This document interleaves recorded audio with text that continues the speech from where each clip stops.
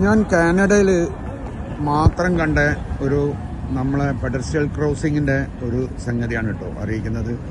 നിങ്ങൾ ആരെങ്കിലും കാനഡയിലേക്ക് വരുന്നുണ്ടെങ്കിൽ നിങ്ങൾക്ക് പ്രത്യേകമായിട്ട് അറിഞ്ഞിരിക്കേണ്ട ഒരു കാര്യമാണ് ഞാനിപ്പോൾ കാണിക്കുന്നത്. ഇപ്പം നമ്മൾ സിഗ്നൽ വന്നു, ആൾക്കാർ ക്രോസ് ചെയ്യുന്നത് കണ്ടില്ല നിങ്ങളിത് വൈറ്റാട്ടോ സിഗ്നൽ വരിക.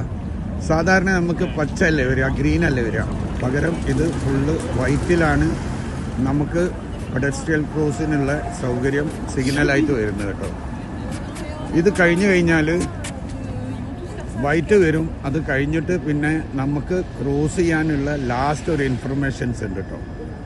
ആ ഇൻഫർമേഷൻസ് എങ്ങനെ വരിക എന്ന് പറഞ്ഞിട്ടുണ്ടെങ്കിൽ അതാണ് ഇതിപ്പോൾ കാണിക്കുന്നത്. നമ്മൾ കണ്ടില്ലേ, ഇത് ഇനി 12 സെക്കൻഡ്, 8 സെക്കൻഡ്, 7 സെക്കൻഡ് ഇങ്ങനെയാണ് നമ്മൾ ക്രോസിങ്ങിന് കേട്ടോ.